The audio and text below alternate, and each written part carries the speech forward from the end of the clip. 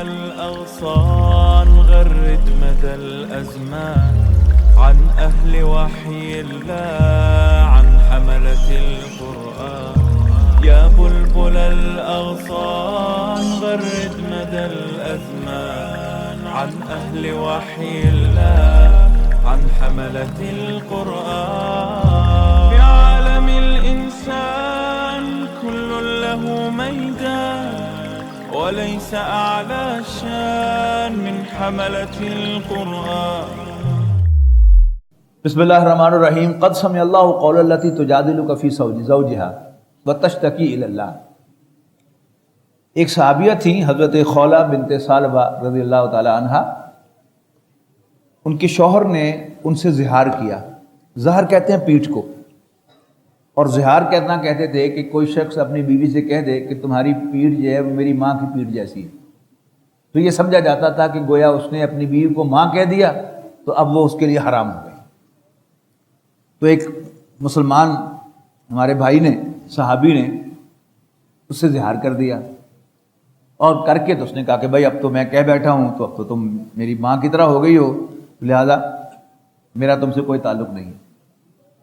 وہ رسول اللہ صلی اللہ علیہ وسلم کے پاس آئی تو آپ نے بھی یہی فرمایا کہ بھائی تو اس نے جب کہا ہے تو اب دستور تو یہی ہے. تو اس نے رسول اللہ صلی اللہ علیہ وسلم سے بڑی بحث کی، پروٹیسٹ کیا کہ اللہ کے رسول اس میں میرے بچوں کا کیا قصور ہے؟ چلو میرا قصور تو مان لیا کہ میں نے کوئی بدتمیزی کی ہوگی کہ جس پر غصے میں آ کے اس نے یہ کہہ دیا، لیکن میرے بچوں کا کیا قصور ہے؟ اول تو میرا کیا قصور ہے یا پھر میرے بچوں کا کیا قصور ہے؟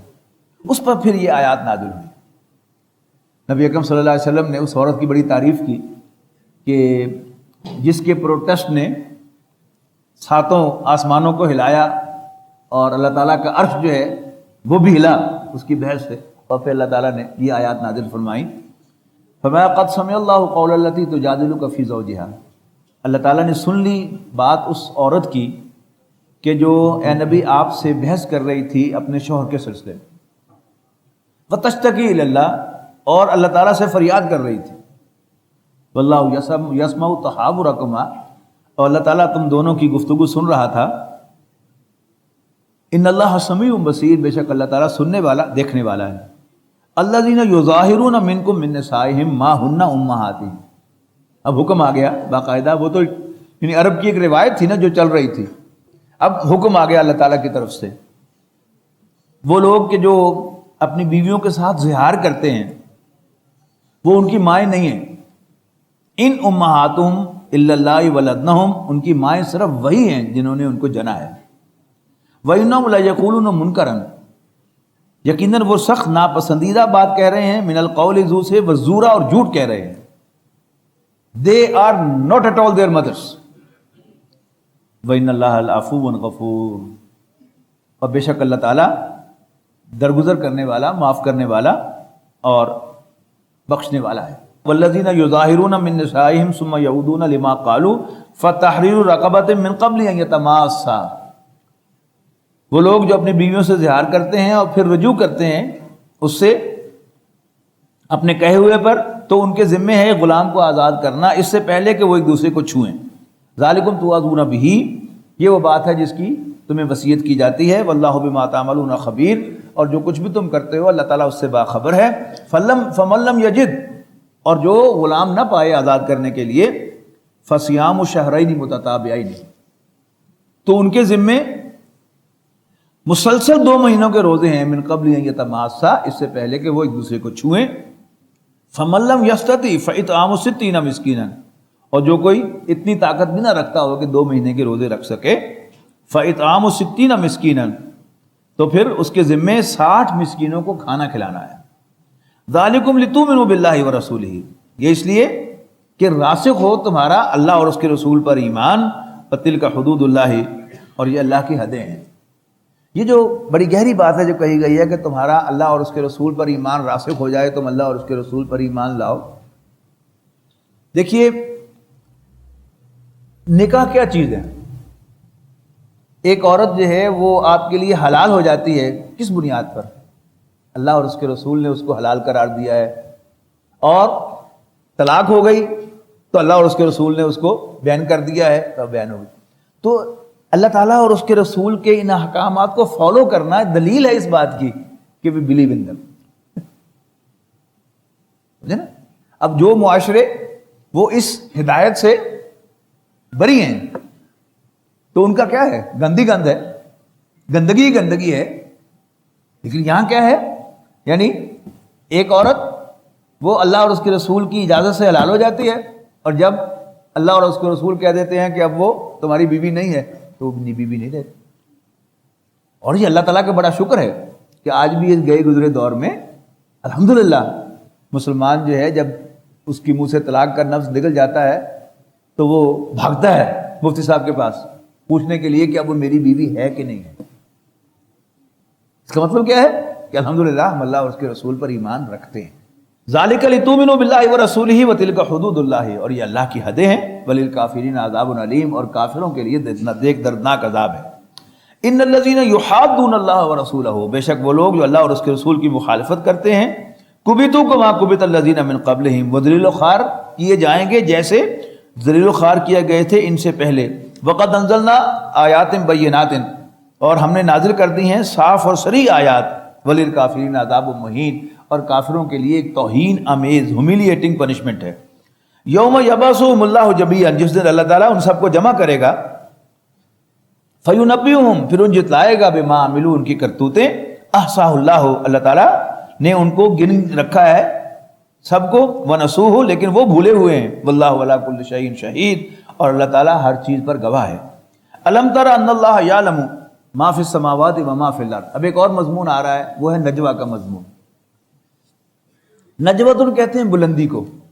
اب جو شخص بلندی پر بیٹھا ہے کوئی بات کر رہا ہے تو وہ نیچے سنائی نہیں دے رہی، پھر اس سے پھر یہ نجوہ کا لفظ جو ہے یہ استعمال ہونا شروع ہو گیا سرگوشی کے لیے، کہ اگر کسی کے کان میں کوئی چھپ کر بات کی جائے تو وہ کیا ہے؟ وہ نجوہ ہے.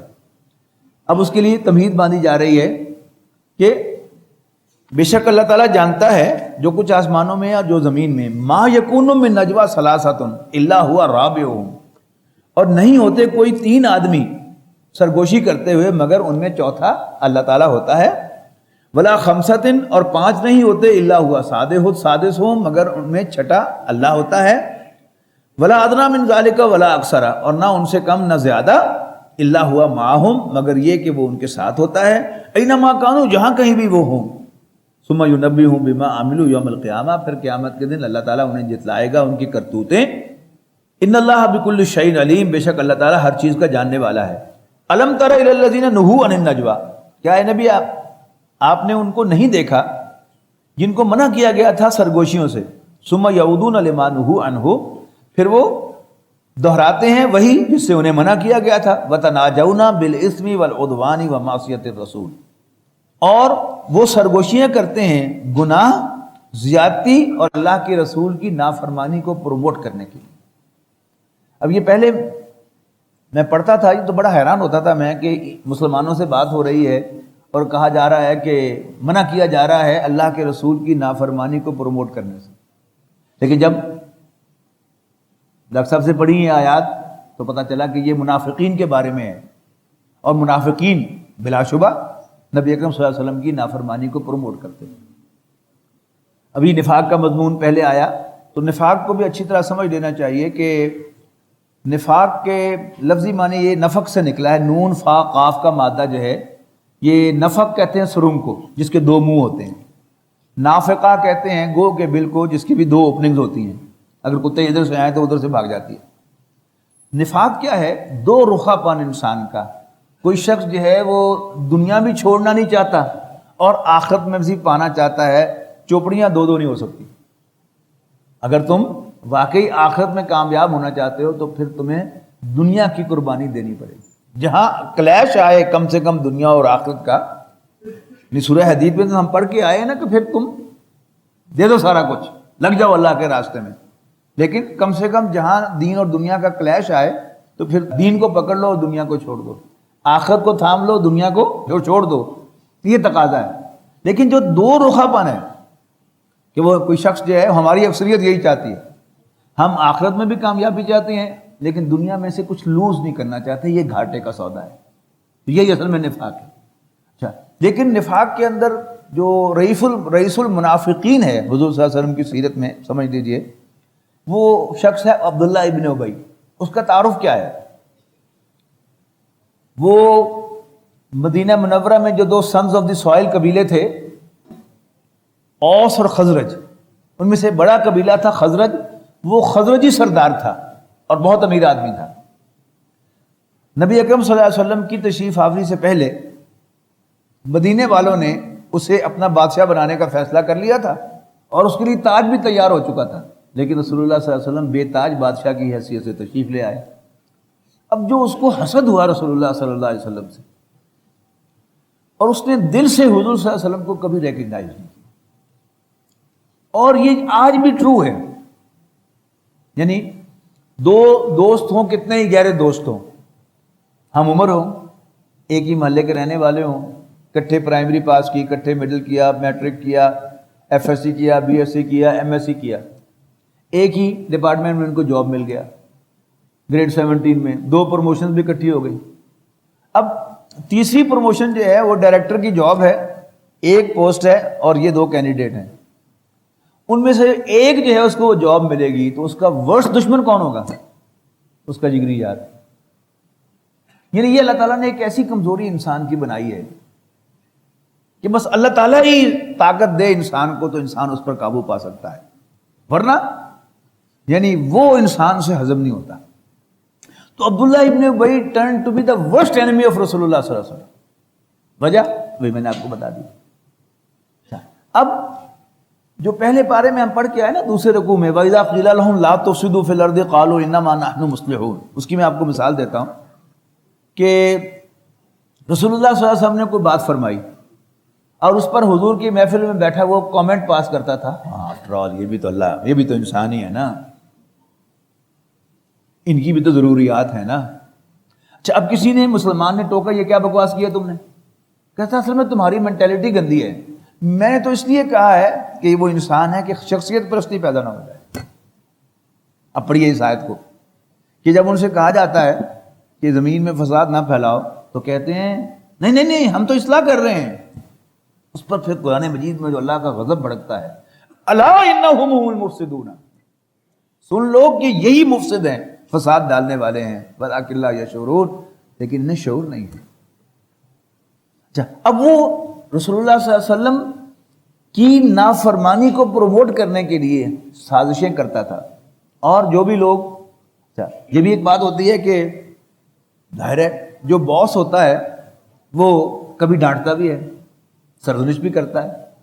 اچھا اب جب لابنگ شروع ہوگی تو وہ آدمی کہ جو اس کو زیادہ آگے لے کر چلنا چاہتا ہے وہ سپوٹ کرے گا کہ کون کون جو ہے اس کے دل میں گریونس ہے باس کے خلاف، اس سے رابطہ کرے گا. اب یہ جو ہے یعنی خسر پھسر شروع ہوگی، یعنی مین سٹریم سے ہٹ کر علیحدہ میٹنگز ہوں گی، ملاقاتیں ہوں گی کہ اس کو فیل کرنا ہے. یہ سب کچھ اس زمین پر نبی اکرم صلی اللہ علیہ وسلم کے سلسلے میں ہوا ہے اور قیامت تک یہ ہوتا رہے گا. کسی ادارے کے اندر، کسی گورنمنٹ جاب کے اندر، یہاں تک کہ کسی تحریک کے اندر بھی یہی کچھ ہوگا کہ جو شخص بھی یہ سمجھتا ہو کہ میں زیادہ اہل ہوں اور بنا دیا جائے کسی اور کو امیر، یا اس کو ہٹا کر کسی اور کو وہ پوزیشن دی جائے، تو پھر اللہ تعالیٰ ہی مہربانی کرے تو انسان سے وہ چیز ہضم ہوتی ہے، ورنہ یہ چیز انسان سے ہضم نہیں. تو یہ ہے اصل میں وہ نجوہ. اب میں یہ سمجھ لیا نا آپ نے، اب یہ بڑی آسانی سے آیت سمجھ میں آ جائیں گی. الم تر الی الذین نہوا عن النجوى ثم یعودون لما نہوا عنہ ویتناجون بالاسم والعدوان ومعصیۃ الرسول واذا جاؤوک حیوک بما لم یحیک بہ اللہ. اور جب آپ کے پاس آتے ہیں تو آپ کو ایسے گریٹ کرتے ہیں، یعنی السلام علیکم کہیں میں السلام علیکم، سلام کہتے ہیں موت کو، تمہیں موت آئے. اور کسی نے پوچھا تو کہ یار میں السلام علیکم کہی، تو آپ کو ایسے گریٹ کرتے ہیں جیسے اللہ نے آپ کو گریٹ نہیں کیا. وَيَقُولُونَ فِي أَنفُسِهِمْ، اور دل ہی دل میں کہتے ہیں لولا يُعَذِّبُنَا اللَّهُ بِمَا نَقُولُ، اگر یہ واقعی اللہ کے رسول ہوتے اور میں نے تو ان کو گالی دے دی ہے تو میری زبان نہ کٹ جاتی. اس کا مطلب ہے کہ یہ ہے ان کے وہ نثر گوشیاں کہ وَيَقُولُونَ فِي أَنفُسِهِمْ لولا يُعَذِّبُنَا اللَّهُ بِمَا نَقُولُ حسبهم جہنم. ان کا ٹھکانہ جہنم ہے، یصلونہا، جس میں وہ جا کر گریں گے، فبئس المصیر، اور وہ بہت برا اینڈ ہے۔ یا ایھا الذین آمنوا اذا تناجیتم فلا تتناجوا بالاسم والعدوان ومعصیۃ الرسول، اے ایمان والو جب بھی سرگوشی کرو، کبھی سرگوشی نہ کرنا گناہ، زیادتی اور اللہ کے رسول کی نافرمانی کو پروموٹ کرنے کے لیے، وتناجوا بالبر والتقوی، بلکہ سرگوشی کرنا نیکی اور خدا خوفی کو پروموٹ کرنے کے لیے۔ واتقوا اللہ، اور اللہ سے ڈرتے رہو، الذی الیہ تحشرون، کہ جس کے حضور تم سب اکٹھے کیے جاؤ گے۔ انما النجوى من الشیطان، یقیناً یہ نجوہ جو ہے وہ شیطان کی طرف سے پروموٹ کیا جاتا ہے، شیطانی کام ہے۔ لیحزن الذین آمنوا، تاکہ پریشان کرے وہ ایمان والوں کو، یعنی جب بھی ایک وہ ٹولہ جو ہے وہ ایک طرف بیٹھا ہوا ہوگا سر جوڑ کر، تو جو مخلص ایمان والے سے ان کو تشویش ہوتی ہے، اللہ خیر کرے، پھر سر جوڑ کے بیٹھے۔ اس کا یہاں نقشہ کھینچا جا رہا ہے کہ انما النجوى من الشیطان، شیطانی عمل ہے، لیحزن الذین آمنوا، تاکہ وہ ایمان والوں کو پریشان کرے، ولیس بضارہم شیئا الا باذن اللہ، حالانکہ وہ ان کا کچھ بھی نہیں بگاڑ سکتے مگر اللہ کی اجازت سے۔ وعلی اللہ فلیتوکل المؤمنون، اور مومنوں کو تو اللہ تعالیٰ پر بھروسہ کرنا چاہیے۔ یا ایھا الذین آمنوا اذا قیل لکم تفصحوا فی المجالس، اے ایمان والو جب تمہیں کہا جائے کہ کشادگی کرو، یعنی محفلوں میں کھل کر بیٹھا کرو۔ وہ کرتے کیا تھے؟ یعنی رسول اللہ صلی اللہ علیہ وسلم، اصول کیا ہے، محفل میں چیئر کو فیس کیا جاتا ہے، وہ کیا کرتے تھے، ٹولیاں بنا کے بیٹھتے تھے، یعنی ایک سیمی سرکل سا بنا لیا ایک دوسرے کی طرف منہ کر کے، یعنی حضور صلی اللہ علیہ وسلم کو فیس کرنے کی بجائے ایک یہاں، یعنی یہ چیئر ہے تو وہ یہاں انہوں نے ٹولی بنائی ہوئی ہے، یوں کر کے سیمی سرکل بنایا ہے، کچھ یوں بنایا ہے، اور بجائے رسول اللہ صلی اللہ علیہ وسلم کو فیس کرنے کے ایک دوسرے کی طرف دیکھ رہے ہیں اور آنکھیں مار رہے ہیں اور کونی مار رہے ہیں اور اشارے کر رہے ہیں۔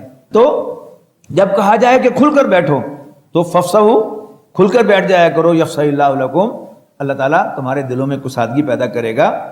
وَإِذَا قِيلَ انشزوا، اور جب کہا جائے کہ اٹھ جاؤ، فانشزوا تو اٹھ جایا کرو، ڈسپرس ہو جایا کرو۔ یرفع اللہ الذین آمنوا منکم والذین اوتوا العلم درجات، درجے بلند کرے گا تم میں سے ایمان والوں کے اور بات کو جاننے والوں کے۔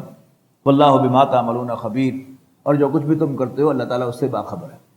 یہ بڑی ٹپیکل ہے، اگر آپ نے کسی دینی آرگنائزیشن میں یا ایون کوئی بھی والنٹیئر آرگنائزیشن، اس میں اگر آپ نے کبھی شرکت کی ہو تو آپ اس کو اپنی آنکھوں سے دیکھ سکتے ہیں کہ ایک میٹنگ جو ہے وہ بلائی گئی 8 بجے، تو وہ کچھ مہربان جو ہیں وہ آئیں گے تقریباً 10:15 بجے، 9:15 بجے میٹنگ کا ٹائم ہے، 8 بجے سے لے کر 10 بجے تک، اور پھر آ کر جو چیئر کر رہا ہے میٹنگ اس کو بار بار گھڑی دکھاتے رہیں گے۔ اچھا، اب وہ انڈر پریشر آ کے جلدی جلدی جو ہے وہ کام کو سمیٹے گا، اور اس کے بعد پھر وہ 2 آدمیوں کو لے کر، یعنی چیئر کے خلاف جو بھی صدر ہے، جو بھی ذمہ دار ہے، اس کے خلاف کوئی گھنٹہ لے کر ان کو کھڑا رہے گا اور گپ شپ لگاتا رہے گا، اور سب باتوں کا خلاصہ کیا ہوگا کہ لو جی اسی خاک کم کرنا ہے، ٹائم کی پابندی تو اسی کر نہیں سکتے۔ خود جو ٹائم کی پابندی نہیں کی وہ نہیں اس نے نوٹ کیا، یعنی 1 گھنٹہ اور 20 منٹ لیٹ وہ خود آیا تھا، لیکن اب سارا کا سارا کہہ رہا ہے کہ جی کیونکہ ظاہر ہے کہ لیٹ پروگرام شروع ہوا، 8 بجے شروع ہونا تھا، اور 8 بجے وہ آگے بیٹھا ہوا ہے، 8:15 بجے لوگ آنا شروع ہوئے اور کوئی 4 آدمی اکٹھے ہوئے 8:40 پر تو اس نے پروگرام شروع کیا۔ اب سارا ایجنڈا جو ہے پورا کرنے کے لیے اس کو ٹائم چاہیے، تو کچھ 10 سے اوپر جو ہیں وہ 15-20 منٹ ہو جائیں گے جلدی جلدی کرتے کرتے بھی۔ اب اس کو بنیاد بنائے گا اور اس کے خلاف لابنگ کرے گا۔ مقصد کیا ہے کہ جو بھی ذمہ دار ہے اس کو ٹارگٹ کرنا ہے۔ اب یہاں وہ ذمہ دار کون تھے؟ رسول اللہ صلی اللہ علیہ وسلم۔ تو آپ کی جو 2 حیثیتیں ہیں وہاں پر، ایک اب آپ اللہ کے رسول ہیں، جس نے آپ کو اللہ کا رسول دل سے تسلیم کر لیا، اس نے تو حضور صلی اللہ علیہ وسلم کی ہر بات کو تسلیم کر لیا۔ لیکن آپ کی دوسری حیثیت کیا تھی کہ آپ مسلمانوں کے امیر تھے، آپ مدینے کی اس ریاست کے سربراہ تھے۔ اب وہاں آپ کی ایک ایگزیکٹو حیثیت تھی، اب اس کے خلاف لابنگ کی، ان کی بات ماننی نہیں، یہ جو بنے پھرتے ہیں، ایسا ہے ویسا ہے، اور یہ ساری باتیں اسی زمین پر بالفعل ہوئی ہیں۔ آپ قرآن مجید کو پڑھیں تو صاف معلوم ہو جائے گا۔ لیکن قرآن مجید نے بیان کی ہیں، کیوں کی ہیں؟ میرے اور آپ کی رہنمائی کے لیے۔ یعنی میں دونوں پوزیشن میں جا سکتا ہوں، یعنی اگر میں ذمہ دار بنا دیا جاؤں تو کوئی شخص جو ہے اگر میرے خلاف کوئی کرے تو اس کو میں الاؤنس دوں کہ کوئی نہیں، یہ فطری سی بات ہے، اس کے لیے دعا کروں، اس کو الاؤنس دوں، اور اگر میں لوزر میں سے ہوں تو پھر میں کروں کہ نہیں. یہ نفاق ہے. اللہ تعالیٰ مجھے اس سے بچائے. ٹھیک ہے نا. آگے جا کے ہم سورہ منافقون میں پڑھیں گے کہ کہا گیا کہ جب ان سے کہا جاتا ہے کہ اللہ کے رسول کی خدمت میں حاضر ہو جاؤ اور کنفیس کرو، اپنا اقبال جرم کرو، تو کہتے ہیں لو رؤوسہم، اپنا سر ہلاتے ہیں، آنے دیکھے ہے دیکھ، اور آنے سے رکتے ہیں اور تکبر کا مظاہرہ کرتے ہیں. دیکھیں اللہ کے رسول صلی اللہ علیہ وسلم ان کے اس کے باوجود ان کے لیے راتوں کو اٹھ کر استغفار کرتے تھے کہ یا اللہ انہیں معاف کر دے. تو بڑے سخت الفاظ ہیں کہ سواء علیہم استغفرت لہم ام لم تستغفر لہم لن یغفر اللہ لہم. برابر ہے ان کے حق میں آپ ان کے لیے بخشش مانگیں یا نہ مانگیں، اللہ تعالیٰ انہیں کبھی نہیں بخشے گا. ان اللہ لا یہدی القوم الفاسقین، بے شک اللہ تعالیٰ ایسے نافرمانوں کو راستہ نہیں دکھایا کرتا. واللہ بما تعملون خبیر، اور جو کچھ بھی تم کرتے ہو اللہ تعالیٰ اس سے باخبر ہے. یا ایھا الذین آمنوا اذا ناجیتم الرسول فقدموا بین یدی نجواکم صدقہ. ایک اور حرکت وہ یہ کرتے تھے کہ حضور صلی اللہ علیہ وسلم کی نظر میں آنے کے لیے اور باقی سب پر روب ڈالنے کے لیے کہ میں حضور کے بڑا قریب ہوں، حضور صلی اللہ علیہ وسلم سے آ کر محفل میں پرائیویٹ ٹائم لے کر یا کان میں آ کر ویسے بات کرتے تھے. اس پر ایک ٹیکس لگایا گیا. اب جب کسی نے بھی حضور صلی اللہ علیہ وسلم سے کوئی پرائیویٹ میٹنگ کرنی ہو تو پہلے صدقہ دے، بیت المال میں پیسے جمع کرائے. اور منافقین کو سب سے بھاری مال تھا تو اس کا کیا، لیکن جلد ہی، کیونکہ اس میں بہت امپورٹنٹ معاملات جو ہیں وہ حضور صلی اللہ علیہ وسلم سے ڈسکس کرنے والے ہوتے تھے. اتنی مال کی وسعت اس وقت نہیں تھی صحابہ کرام کے اندر کہ وہ ہر آدمی جو ہے وہ افورڈ کر سکتا ہو کہ وہ کچھ نہ کچھ صدقہ دے، لہٰذا فوراً ہی وہ حکم واپس لے لیا گیا. وہ دونوں باتیں یہاں پر آئیں گی. یا ایھا الذین آمنوا اذا ناجیتم الرسول فقدموا بین یدی نجواکم صدقہ، کہ جس نے بھی علیحدگی میں بات کرنی ہو رسول اللہ صلی اللہ علیہ وسلم سے وہ پہلے صدقہ دے. ذالک خیر لکم واطہر، یہ طریقہ بہتر ہے تمہارے لیے اور پاکیزہ تر بھی. فإن لم تجدوا، ساتھ ہی اور اگر تم نہ پاؤ، فإن اللہ غفور الرحیم، تو اللہ تعالیٰ بخشنے والا مہربان ہے. اشفقتم ان تقدموا بین یدی نجواکم صدقات، کیا تم ڈر گئے اس سے کہ تم اپنی سرگوشیوں سے پہلے صدقے دو. فإذ لم تفعلوا، اور چونکہ تم ایسا نہ کر سکے، وتاب اللہ علیکم، تو اللہ تعالیٰ نے تمہیں معاف کر دیا. فاقیموا الصلاۃ وآتوا الزکاۃ، پس نماز قائم کرو، زکوٰۃ ادا کرو. واطیعوا اللہ ورسولہ، اور اللہ اور اس کے رسول کا کہنا مانو. واللہ خبیر بما تعملون، اور جو کچھ بھی تم کرتے ہو اللہ تعالیٰ اس سے باخبر ہے. الم تر الی الذین تولوا قوما غضب اللہ علیہم، کیا نہیں دیکھا اے نبی آپ نے ان لوگوں کو جو دوست بناتے ہیں ایسوں کو جن سے اللہ ناراض ہے. اور یہ کون ہے؟ یہودی. اللہ تعالیٰ کا غضب ہے نا ان پر. سورہ بقرہ میں پڑھ کے آئے ہیں وَضُرِبَتْ عَلَيْهِمُ الذِّلَّةُ وَالْمَسْكَنَةُ وَبَاءُوا بِغَضَبٍ مِّنَ اللَّهِ، کہ ان پر ذلت و مسکنت تھوپ دی گئی اور وہ اللہ کے غضب میں گرفتار ہو گئے. تو ہیں وہ کلمہ گو، لیکن دوستیاں کن کے ساتھ ہیں؟ یہودیوں کے ساتھ. الم تر الی الذین تولوا قوما غضب اللہ علیہم ما هم منکم ولا منهم، نہ تو وہ ان میں سے ہیں، تم میں سے ہیں، نہ ان میں سے. وَيَحْلِفُونَ عَلَى اللَّهِ الْكَذِبَ، اور جھوٹی قسمیں کھاتے ہیں. وَهُمْ يَعْلَمُونَ، جانتے بوجھتے ہوئے. أَعَدَّ اللَّهُ لَهُمْ عَذَابًا شَدِيدًا، اللہ تعالیٰ نے ان کے لیے سخت عذاب تیار کیا ہے. إِنَّهُمْ سَاءَ مَا كَانُوا يَعْمَلُونَ، یقیناً وہ بری حرکتیں کر رہے ہیں. اتَّخَذُوا أَيْمَانَهُمْ جُنَّةً، وہ اپنی قسموں کو ڈھال بناتے ہیں. فَصَدُّوا عَن سَبِيلِ اللَّهِ، دیر بائی وہ اللہ کے راستے سے روکتے ہیں. فَلَهُمْ عَذَابٌ مُهِينٌ، تو ان کے لیے ایک ذلت آمیز عذاب ہے. لَن تُغْنِيَ عَنْهُمْ أَمْوَالُهُمْ وَلَا أَوْلَادُهُمْ، نہیں کام آئیں گے ان کے مال اور ان کی اولادیں. من اللہ، اللہ کے مقابلے میں شیئن کچھ بھی. اولئک اصحاب النار، یہ اہل جہنم ہیں. ہم فیہا خالدون، اس میں ہمیشہ ہمیشہ رہیں گے.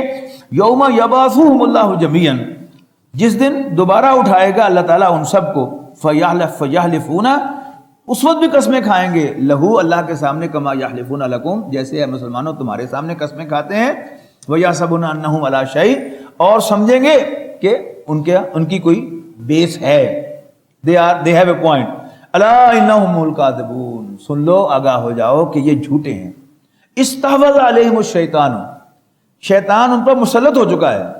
فانساہم ذکر اللہ، اور انہیں اللہ کی یاد بھلا دی ہے. اولئک حزب الشیطان، یہ شیطان کی پارٹی ہے. الا ان حزب الشیطان هم الخاسرون، آگاہ ہو جاؤ کہ شیطان کی پارٹی ہی نقصان اٹھانے والی ہے. ان الذین یحادون اللہ ورسولہ، یقیناً وہ لوگ جو اللہ اور اس کے رسول کی مخالفت کرتے ہیں. اولئک فی الاذلین، یہی ذلیل ہوں گے. کتب اللہ لاغلبن انا ورسولی، اللہ تعالیٰ نے لکھ دیا ہے، فیصلہ کر دیا ہے کہ میں اور میرے رسول غالب ہو کر رہیں گے۔ یہی مضمون سورہ صافات کے آخر میں بھی آیا تھا۔ اللہ نے اپنے پیغمبروں کے بارے میں یہ فیصلہ اللہ کا جاری ہو چکا ہے، انہم لہم المنصورون وان جندنا لہم الغالبون، کہ ضرور ان کی مدد کی جائے گی اور ہمارے لشکر غالب ہو کر رہیں گے۔ اب یہی مضمون دوبارہ آ رہا ہے یہاں پر کہ اللہ تعالیٰ نے فیصلہ فرما دیا ہے کہ میں اور میرے رسول غالب ہو کر رہیں گے۔ اور میں نے بتایا تھا یہ مضمون سمجھ میں آ جائے تو حضرت عیسیٰ علیہ السلام کا معاملہ سمجھ میں آ جاتا ہے کہ ان کو زندہ کیوں اٹھایا اور انہی کے کنٹمپریری حضرت یحییٰ اور حضرت زکریہ علیہ السلام کو قتل کیوں ہونے دیا۔ وہ نبی تھے، جبکہ حضرت عیسیٰ بنی اسرائیل کی طرف بھیجے ہوئے رسول تھے، اور کسی قوم یا شخص کی طرف بھیجا ہوا رسول کبھی مغلوب نہیں ہوتا۔ اللہ سٹینڈز بائی ہم، اللہ تعالیٰ اس کی سپورٹ میں کھڑا ہوتا ہے۔ ان اللہ قوی عزیز، بے شک اللہ تعالیٰ بالادست حکمت والا ہے۔ لا تجد قوما یؤمنون باللہ والیوم الاخر، تم نہیں پاؤ گے نبی صلی اللہ علیہ وسلم ان لوگوں کو جو اللہ اور یوم آخر پر ایمان رکھتے ہیں، کیا کرتے نہیں پاؤ گے؟ یوادون من حاد اللہ ورسولہ، محبت کرتے ہوئے ان سے جو مخالفت کریں اللہ اور اس کے رسول کی۔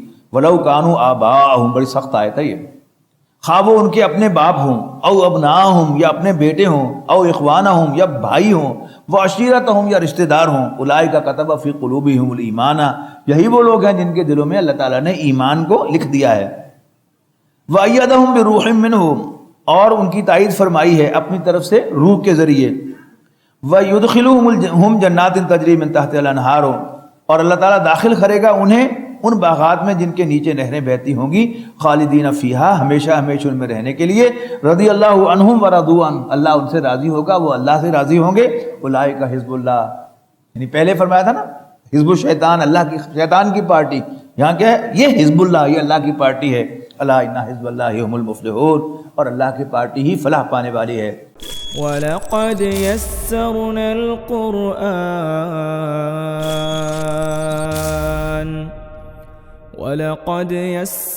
الْقُرْآنَ لِلذِّكْرِ فَهَلْ مِن مُّدَّكِرٍ